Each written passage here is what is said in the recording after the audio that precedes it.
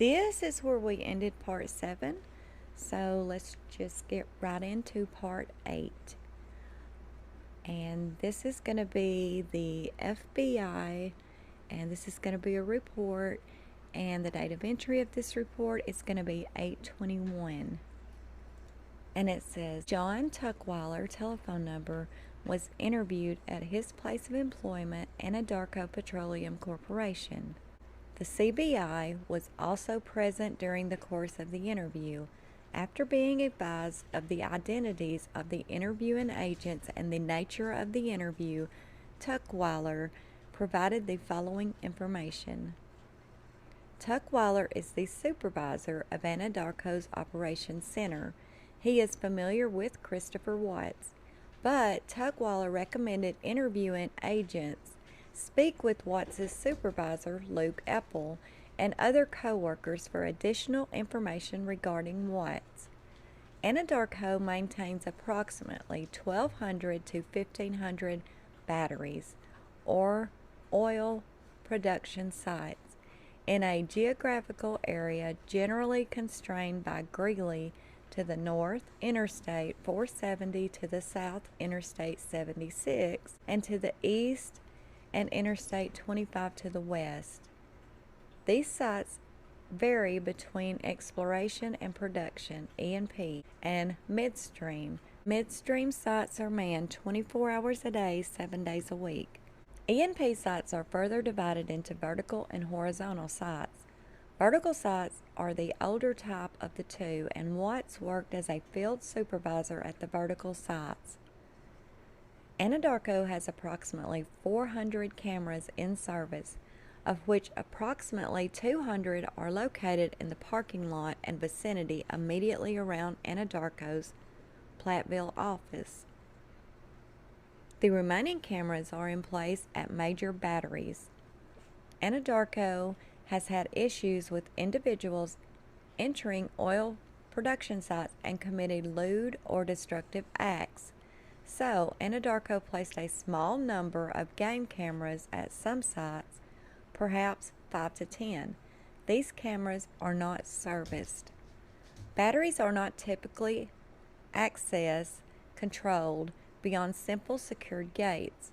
These locking mechanisms do not keep a log of access times or persons accessing the sites. Some newer facilities may monitor access in and out and have cameras, but most sites do not maintain records of entry or exit of personnel.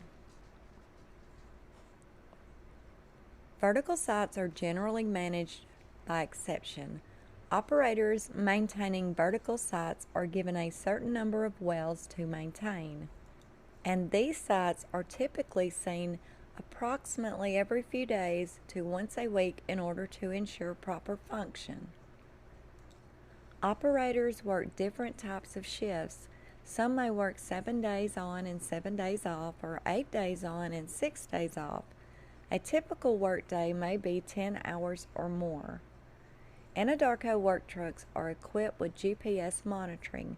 Tuckweiler was not sure of the frequency in which the GPS updates in relation to a vehicle's location, but he believed it may update every 1 to 10 minutes. Anadarko uses a service called GeoTab. This service tracks information to include, but not limited to, seatbelt use, hard acceleration and deceleration, and speed. Work truck use is limited to work-related tasks. Operators also utilize a messaging application called GroupMe to send and receive messages to other crews in the operations center regarding tasks, locations, and other work-related information. GroupMe is technically accessed by employees' work telephones. Luke Epple is currently Watts' supervisor. Okay, and this is just going to be the notes from what I just now read. And it looks like it pretty much says about the same thing that the report did. I don't really, on first glance, see anything different. Green Book to carry one to Chris. Lavelle Thrive. Pays every Tuesday. So Lavelle and Thrive Company, they pay every Tuesday. Paul is the CEO of Lavelle. Troy McCoy and Luke Apple is Chris Watts' supervisor.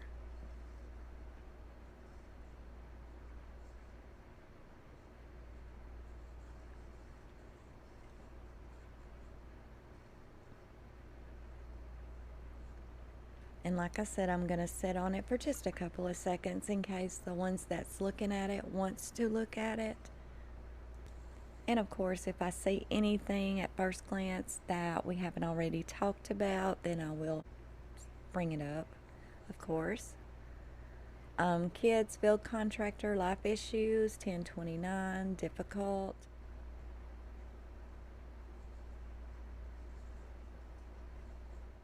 Okay, I think this is going to be maybe from Chris's GPS on his truck.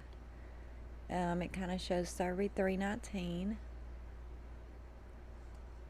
He texts that he was already there, 8 a.m. at 319 security alarm, 12 p.m. left to see. And Melissa Perry, and I read her interview out as well. Okay, this is going to be another report from the FBI. Again, this date of entry is going to be 8/21. And it reads, Ryder Special Agent Tori Smith with the FBI is the Computer Analysis Response Team that is called the CART Tech, certified and is Digital Extraction Technician, which is DEXT, trained. On 8/15/2018, FBI Supervisory Special Agent Todd S. requested Ryder respond to 2825 Saratoga Trail to assist investigators with an internet service provider, router. Ryder was advised the router was a Netgear N900. While responding to the resident's FBI computer science, Westcott Hyde downloaded a manual for the Netgear N900 from Netgear's website and emailed it to Ryder. Ryder responded to the residents on 8/15 and met S.A. Matthew Saylor with the Colorado Bureau of Investigation. Saylor directed Ryder to the location of the Netgear. Saylor advised the homeowner Chris Watts provided consent to search the Netgear. Ryder took photographs of the Netgear location and identifying labels on the Netgear. Images will be maintained digitally in the IA section of the case file. Ryder logged into the Netgear 900 utilizing the default username and password credentials identified in the manual. Ryder took a screenshot of Ryder's network configuration. Will be maintained digitally in the 1A section of the case file. Ryder navigated to various tabs of the administrative portal and took screenshots. Ryder navigated to Advanced Security Schedule and determined the Netgear 900 had a time zone set for General Mountain Time at 8 o'clock, Pacific Time, U.S. and Canada, and Tijuana. At the time of the exam, the Netgear was located in Mountain Daylight Time, GMT. Ryder identified all call times would be offset by 2 hours. Ryder navigated to Advanced Administration Logs and copy and paste the logs into a text file. Ryder named the router Log 1. Log will be maintained digitally in the IA section of the case file. Okay. And this just said their on-scene review of the Netgear router. And then we're going down to the FBI again. This is another report that was entered on 8/21. It says Troy McCoy, date of birth, telephone number, and address of Greenlee, Colorado, was interviewed at his place of employment, Anadarko Petroleum Corporation, by Agent Greg Z. CBI was also present during the course of the interview. After being advised of the identities of the interviewing agents and the nature of the interview, McCoy provided the following information McCoy is an Anadarko field supervisor, and he has known Chris for approximately 2.5 years. Watts and McCoy have sometimes worked opposite schedules, but they have been on the same work scheduling maintaining E40 oil sites or batteries since approximately October of 2017. McCoy and Watts generally only interact at work, but McCoy met Watts' wife Shanann at the 2017 company Christmas party. McCoy was aware that Shanann sold Thrive Patches, and McCoy's wife had also become involved with the product. McCoy believed he had been to Watts' home twice. The most recent occasion was around February of 2018. McCoy's children had played with Watts' daughters Celeste and Bella. McCoy remarked that one of his children had seen photographs of Celeste and Bella on the news channels following their disappearance and had asked if Celeste and Bella could come and play. McCoy recalled that during his interaction with Shanann, she was often on the telephone speaking with clients. McCoy was aware that Shanann had recently spent approximately 6 weeks in North Carolina, and Watts had flown out to visit in early August. McCoy was also aware that Shanann had recently traveled to Arizona for a work trip and had just returned. Watts told McCoy about marital problems with Shanann, and he did not elaborate in depth. Watts and Shanann loved their children, and McCoy believed they were trying to talk things out. Watts was described as being humble and quiet, and McCoy never had the impression that Watts was seeing anyone else. McCoy last seen Watts Monday, August the 13th, 2018. McCoy and Watts were working on equipment at an oil well called Survey 319 near Rogan, Colorado. McCoy believes he made it to Survey 319 at approximately 8:30 a.m. Chad McNeil and Melissa Parrish were also assisting. Parrish is relatively new, and she was shadowing Cody Roberts at the time. Roberts had reported an issue with the well the previous Friday, August the 10th, so their task at Survey 319 was to correct the problem. The group left Survey 319 at approximately 11 a.m. and traveled to UPRC 1029. At some point after arriving at the second site, Watts began receiving notifications that a friend, Nicole, was ringing his home doorbell trying to contact Shanann. Watts spoke with Nicole on the telephone a few times. He had walked away from the gas motor when he took these calls, but he was in McCoy's vicinity. Watts left UPRC 1029 soon after taking these calls. Watts was driving his co-work truck, which is a brown Ford F-250 or similar. Watts' truck has 2 toolboxes, 2 tanks, and other items in the bed. McCoy explained that the beds of their work trucks are generally fully loaded, which makes tasks such as hauling an additional air compressor in the bed difficult. The truck is an extended cab, but not a full 4-door crew cab. McCoy knows Watts to keep his truck very clean, and he does not believe Watts generally keeps much in the rear seat besides jackets or just other clothing. McCoy remarked that Watts' home is also very clean when he visited early in the year. McCoy texted Watts later in the day to ask how he was. McCoy provided verbal consent for interviewing agents to access McCoy's cell phone and photograph and video text messages sent between McCoy and Watts. Ryder began photographing messages prior to transitioning the video recording due to the amount of content. The messages for both personal and work telephones are maintained on disk and stored in 1A envelopes associated with this document. It should be noted the text messages to Watts' work telephone were recovered on August the 17th, 2018 during a follow-up interview with McCoy with interviewing agents. See Colorado Bureau of Investigation reporting for additional information about this follow-up interview. McCoy believes it generally takes about an hour or an hour and 15 minutes to drive to Survey 319 from the Anadarko office. There are approximately 500 E40 batteries in the area maintained by McCoy's group. 6 or 7 of these sites are on or near Survey Ranch, which is a cattle ranch. Most of these are older sites that will be eventually plugged and abandoned. The sites are generally not very large, and they may contain a couple of tanks, a water pit, and a well. McCoy, Watts, and their crews are responsible for keeping these wells operating until the wells are shut down. Survey 319 specifically has tanks, a plunger lift, and a single separator.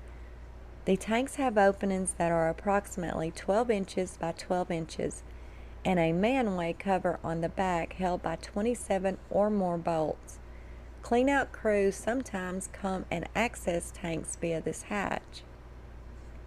McCoy was familiar with another associate of Watts, a male, name unknown. Watts had introduced this male to running 10-kilometer runs. The identified male's wife is also involved in Thrive, which is how McCoy and Watts met him. Watts has lost weight over the past year or so, which he attributed to working out and meal preparation. Watts explained that he was trying to become healthy. McCoy was not aware of any additional associates, friends, or family for either Watts or Shanann. He was not aware of any jealousy issues, enemies, or any other malicious intent towards either Watts or Shanann. McCoy provided a map of the Survey Ranch and surrounding sites. Ryder photographed this map, and these photographs are electronically maintained within this document. And so this is going to be the notes of what I just read. And I will go through them.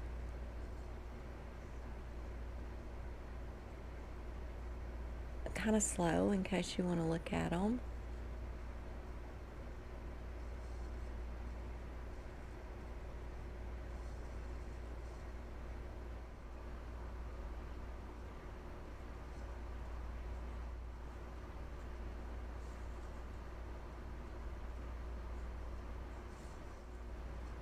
Okay, going on down.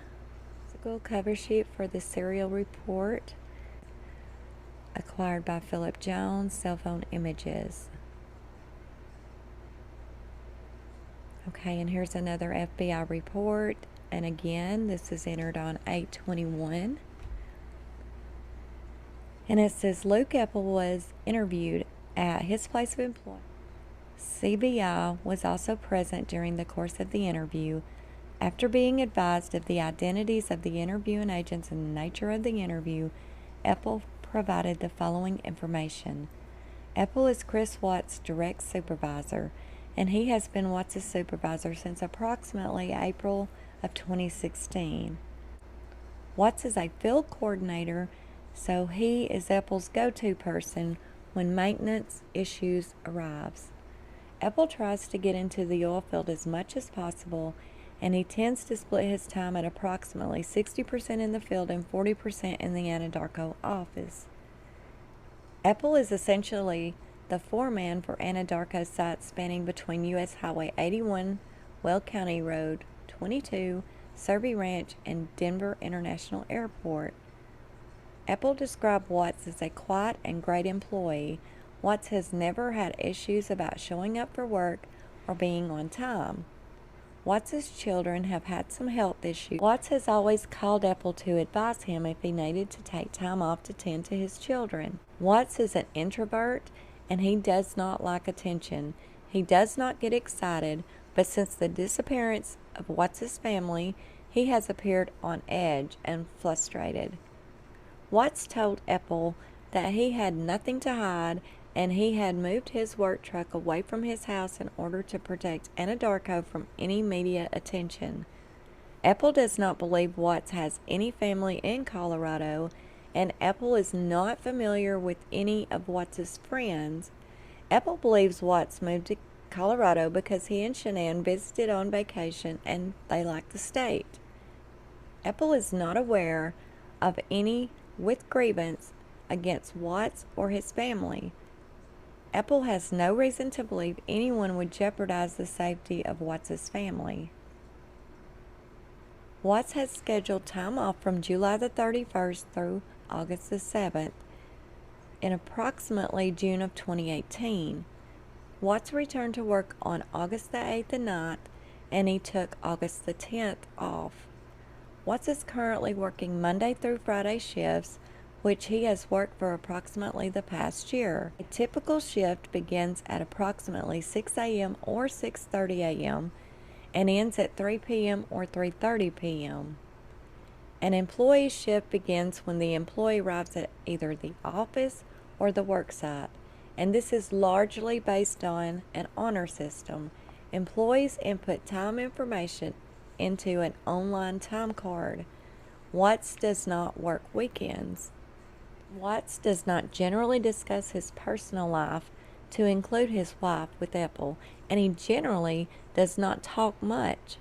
Ethel and Watts do not associate with each other outside of work. Ethel considers an employee's personal life to be personal as long as it does not affect work performance. Ethel was aware that Watts was having some marital issues, but he was not aware of specific details. Ethel last physically saw Watts on or about Thursday, August the 9th. After Watts's family was reported missing, Watts told Ethel that he may be staying with a friend in the event Ethel saw unusual activity on his work truck's geotab monitoring. Ethel explained that Watts was aware that his truck had GPS monitoring that was tracked by Anadarko. Work trucks can be used for minor deviations to and from work, and Watts told Ethel that he would not be staying too far from his home address. Ethel explained that geotab pulls location data approximately every 5 to 100 seconds. Geotab documents other information such as when the vehicle is turned on and off. Anadarko switched to geotab from another provider in approximately May or June of 2018. On Monday, August the 13th, 2018, Watts went directly from his home to Survey Ranch 319 to follow up work at Union Pacific Railroad Company, 1029.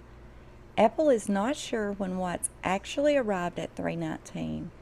Ethel generally arrives at the Anadarko office around 6 or 6:30 a.m., and he saw Chad McNeil and Melissa Parrish at the office at approximately 6:30 a.m. on Monday.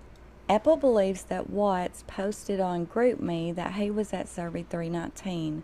Maintenance at Survey 319 and UPRC 1029 on Monday, the 13th, was basic routine stuff. Watts and the other operators were troubleshooting a line at Survey 319, which should be easily accomplished. Operators would have a checklist to follow that would likely take a couple of hours to complete. This would involve isolating the problematic line in order to repair it. Survey 319 and UPRC 1029 are not monitored by video or any method of access control. Watts left the batteries in the early afternoon. Watts called Ethel and told him something to the effect of, "I can't get a hold of Shanann. She's not home, and she should be there." Ethel heard from Watts via telephone again later Monday. Ethel's superintendent had asked him how Watts was doing, and Ethel requested an update from Watts. Watts explained that his wife's wallet, purse, keys, and identification cards were at his house. Watts had gone to his neighbor's house and asked to review the neighbor's security camera. Watts noted that he had not seen any activity except when he got into his work truck in the morning and departed for work. Watts had discussed returning to work with Ethel, and Ethel had advised a potential plan that would have involved Watts shadowing Ethel, but that plan was ultimately denied by Ethel's supervisor, Tony Husky. Ethel did not recall Watts saying anything odd following the disappearance of his family. Watts appeared to be frustrated during phone conversations with Ethel following the disappearance. Ethel provided verbal consent for interviewing agents review and record the content of text messages sent between Apple and Watts.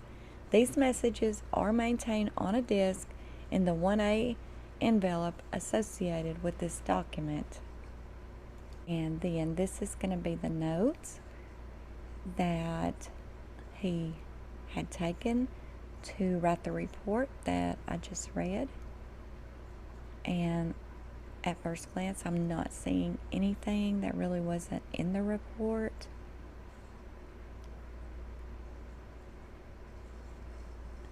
Right here, though, it says Chris didn't check into the office that morning, so I don't think that was in the report. They have an honor system, an online time card. Chris didn't check into the office, and that's been a big thing because they say that's usually, he always did that, and he didn't that morning.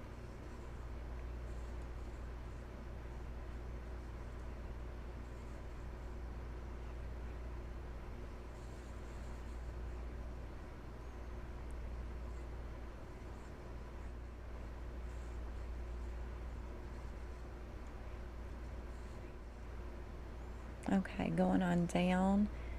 This is going to be, again, it just says cell phone images. Okay, going on down, this is going to be the FBI again. This is their report, and their date of entry was 8/22, and this is going to be Amanda Thayer. Amanda is a child care director at the Goddard School in Thornton, Colorado. She has a bachelor's degree in human development and family studies. Amanda met Shanann in approximately August of 2016 in Erie, Colorado.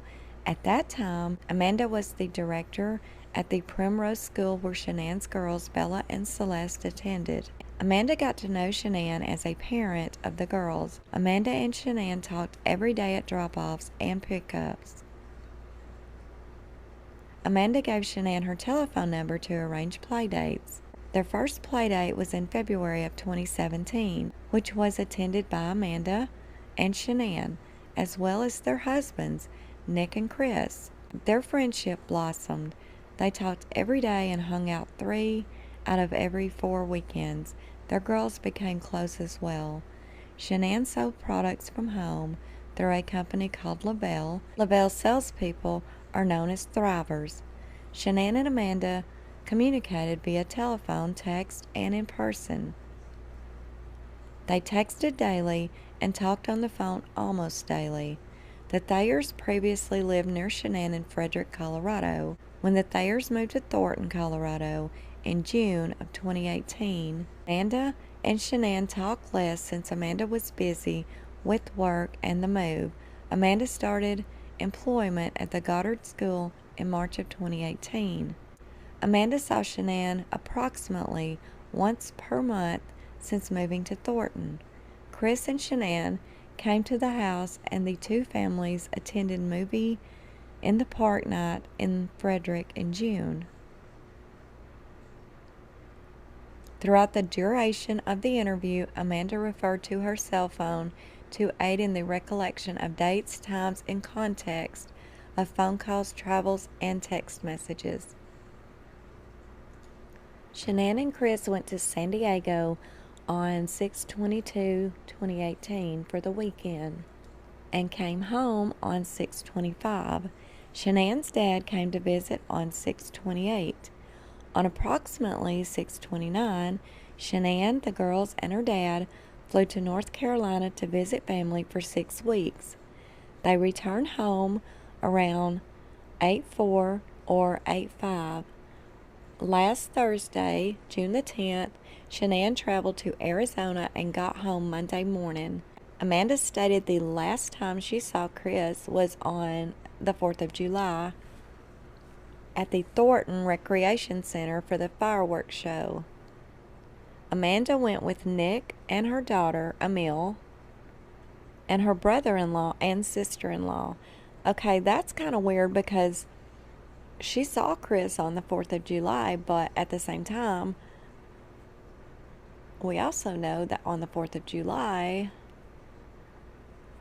because that's like the first time Nikki ever went to his house, remember? But the fireworks show would have been at night on the 4th of July, right? I mean, of course.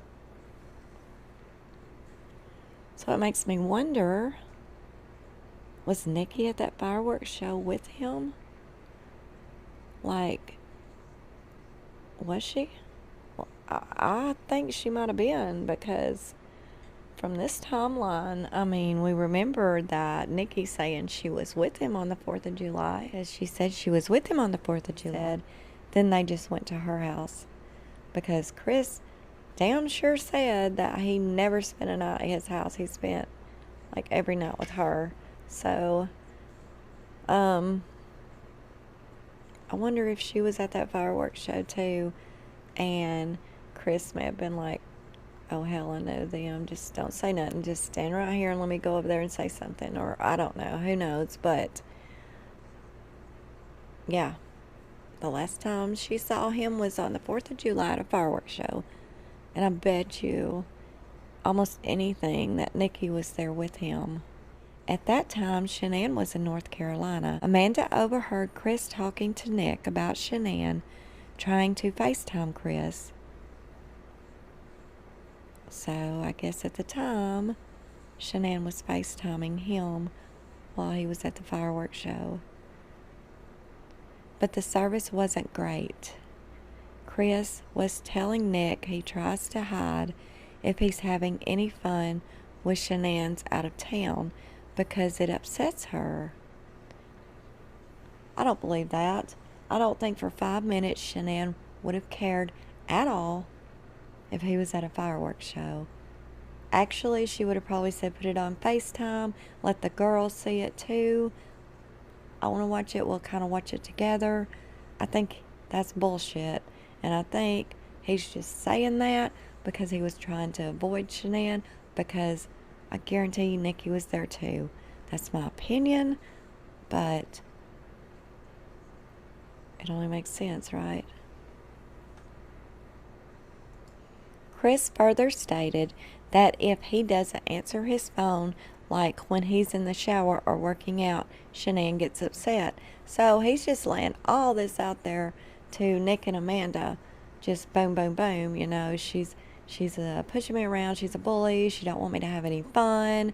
If I don't jump every time she says jump, then she gets mad at me.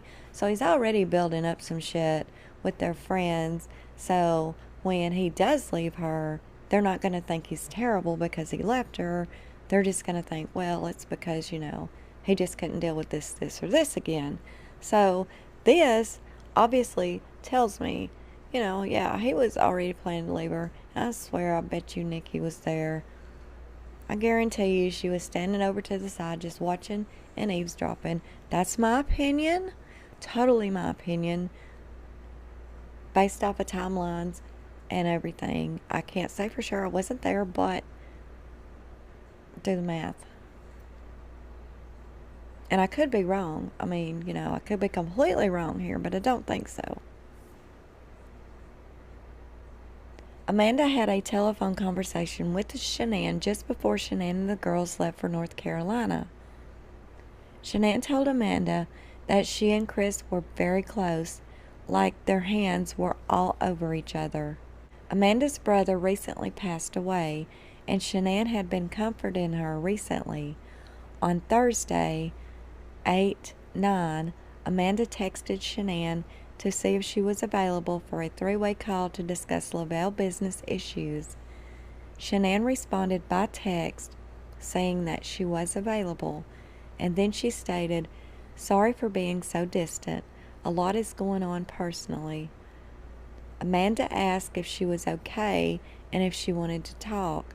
Shanann responded, "Way too much to text." Amanda asked Shanann to call her. Amanda and Shanann began a telephone conversation on August the 9th at 7 a.m. Amanda stated the following about the conversation. The first week Shanann and the girls were in North Carolina, she and Chris had a lot of phone sex at that time. Shanann also said there was an incident involving Chris's mother involving ice cream. All of the grandkids were over at the house and the girls wanted ice cream. However, Celeste is allergic. One of the other children got ice cream with peanuts, and Celeste asked for some. When Chris's mom said no, an argument between Shanann and Chris's mom ensued about Shanann coddling Celeste and about the treatment of her kids in general. Chris flew to North Carolina to join the family during the last week there. Chris was very distant. He didn't run to her and kiss her at the airport when they picked him up. Chris was not interested in taking pictures together, which was very unusual. At certain times, Chris didn't even want to hug her and told her he didn't want to. Chris was not communicating and Shanann felt lost. Well, I think the reason Chris wasn't wanting to take pictures with her is because he knew she'd put them on Facebook because that's what she does. I mean, that's Shanann, and he knew that. The pictures and the videos and all such as that. He didn't want them on Facebook because he knew his mistress would see them, because he knew his mistress stalked them on Facebook. He knew that. Why else would he have not wanted pictures with them, right? That's exactly why. That is my total, complete opinion to that.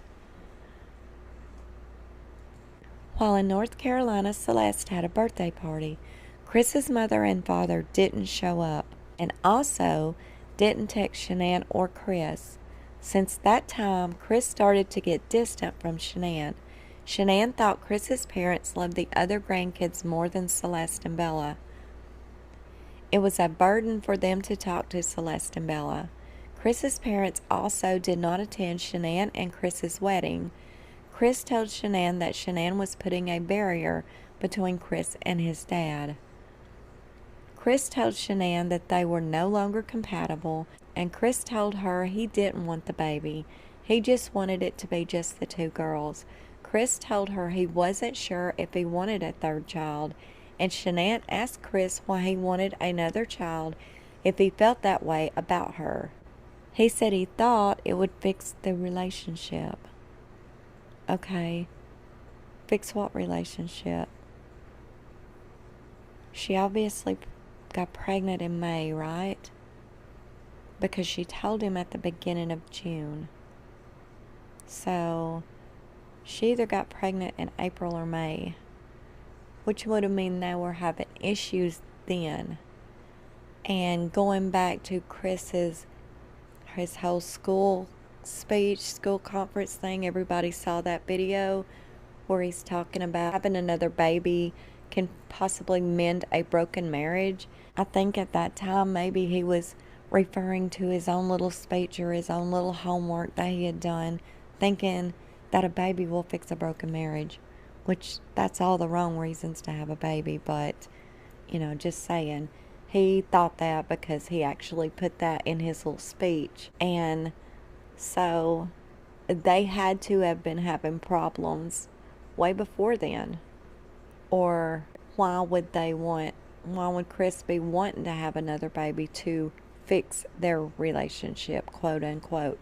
So there you go. There was issues way before this.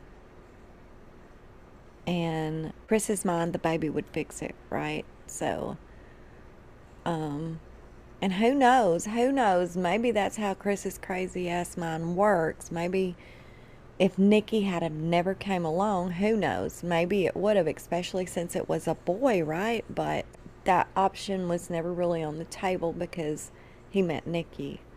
And at that point, nothing or no one else mattered except Nikki. They were having a lot of sex prior to the North Carolina trip. Shanann and Chris were both happy, and Chris was excited about the baby. Chris said he was considering separating from Shanann. Shanann asked Chris to see a therapist, but he refused. Shanann was 100% against the separation, and Chris wouldn't talk to her.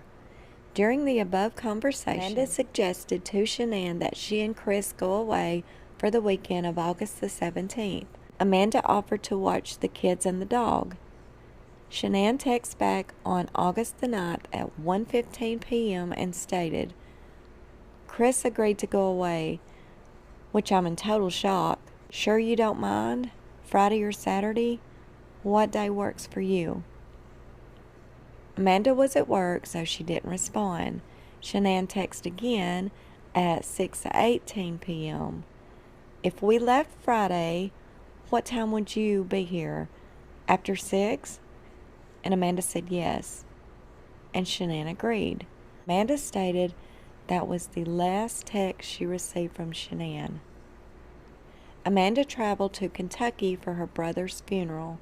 When she arrived there, she texted Shanann on Friday, August the 10th, at 8 p.m. Amanda asked Shanann if she had found out the sex of the baby.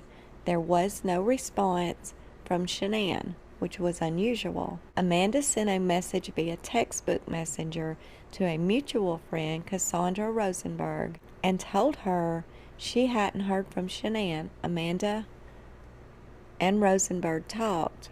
On Monday, August the 13th, Amanda and Nick arrived back in Colorado from Kentucky at approximately 2:30 p.m. Amanda had a few messages from friends of Shanann. Wow, that's terrible.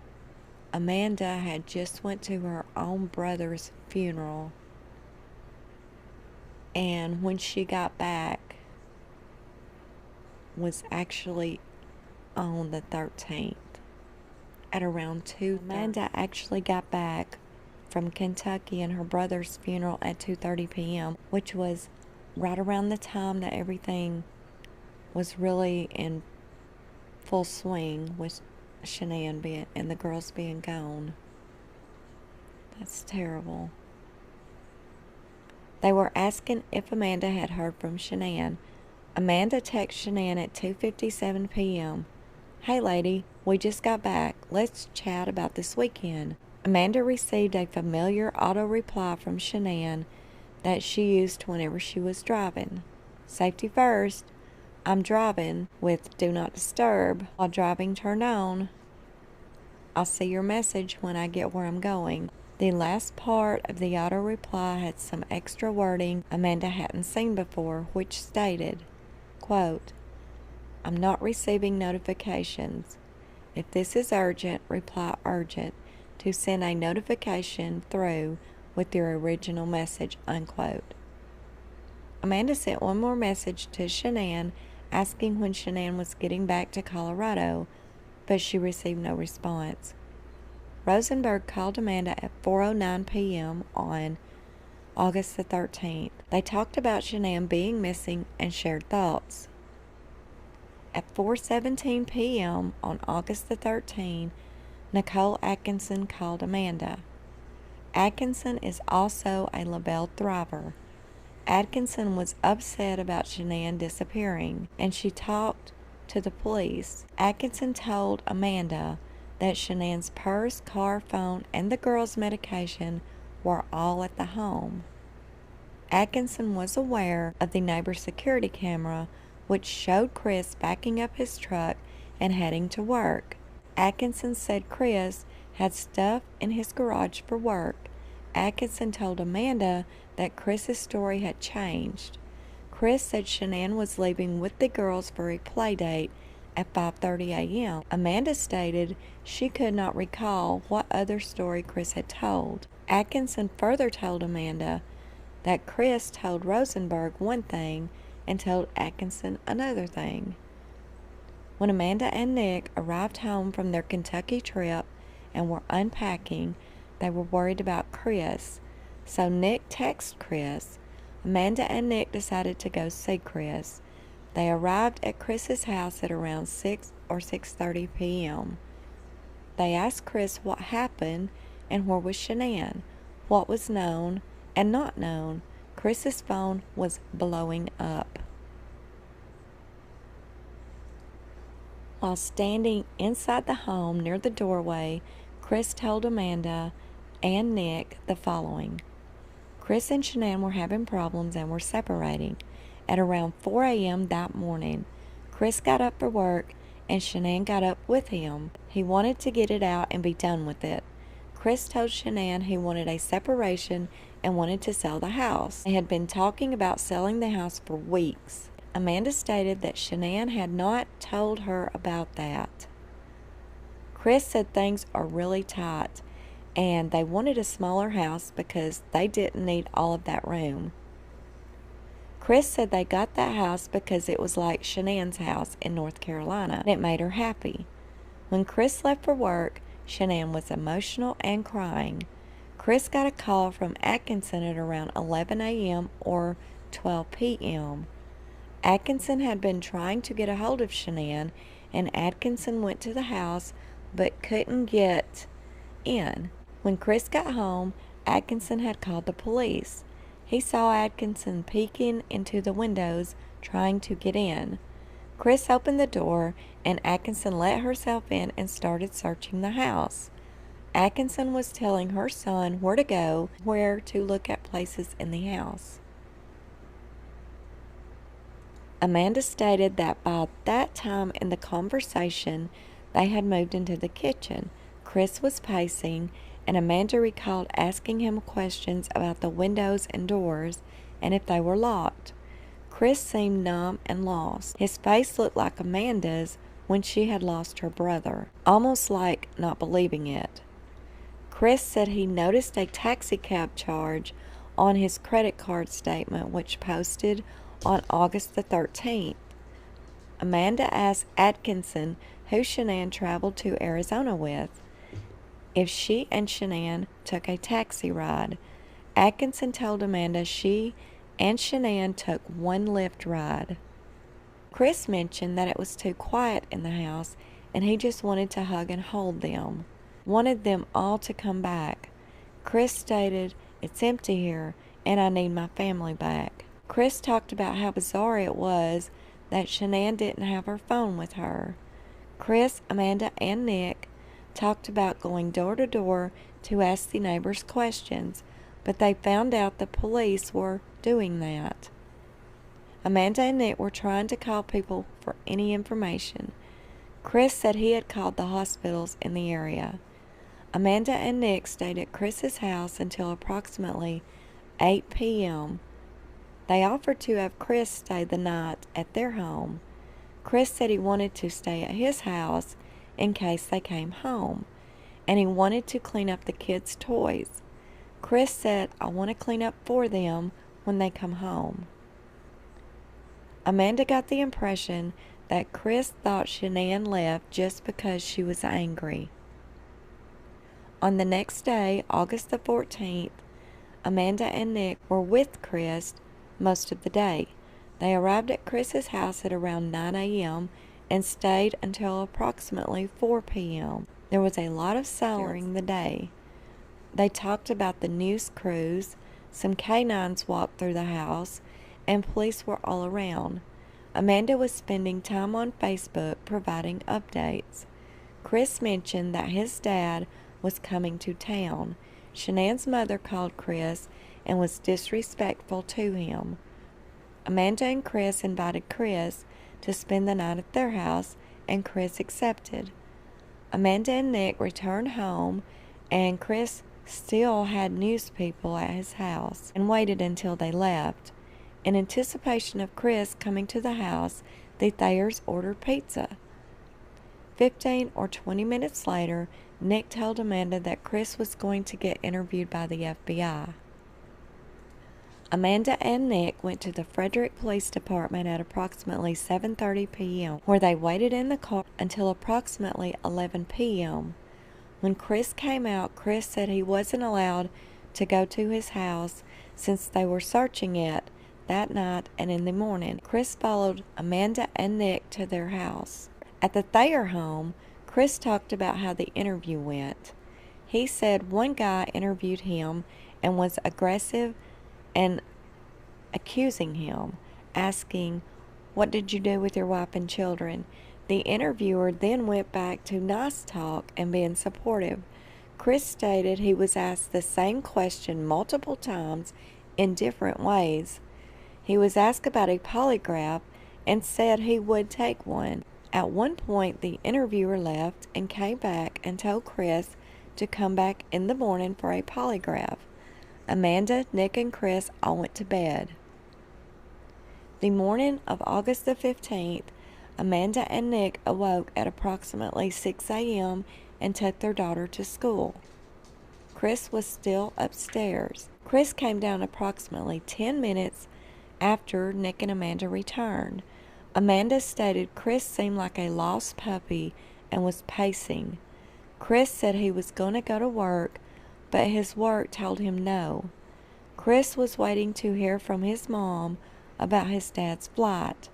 Chris left at around 9:30 a.m. to get his dad from the airport. Chris and Shanann shared their Lexus. They previously had an Explorer, but was currently just using the Lexus and his work truck. Chris worked at an oil company in the oil fields where he does maintenance, and never mentioned anything about their financial situation. Amanda stated Shanann had lots of clothes and had her nails done about every 2 weeks. Shanann never said a word to Amanda about Chris seeing another woman. At one point, Shanann speculated about Chris maybe having an affair, but dismissed it because Chris, quote-unquote, didn't have game. Amanda stated she left a message with a detective about the fact that Shanann always wore her iWatch, which was missing. Amanda stated she would preserve all the phone, text, and calendar data on her phone. And that was the interview of Amanda Thayer. And that just talks about who it was and who interviewed her. It's corresponded to House's Report 9, dated 8/22/18, have been requested and will be provided upon receipt. Okay, we're going to stop right here. So be looking for part 9 here pretty soon. When we do come back with part 9, we will be going into Nick's interview, which is Amanda's husband. Hope you all enjoyed this. Thank you for listening. If you did enjoy it, please give me a thumbs up. I hope you all have a great day, night, evening, wherever you might be. This is Unjustified.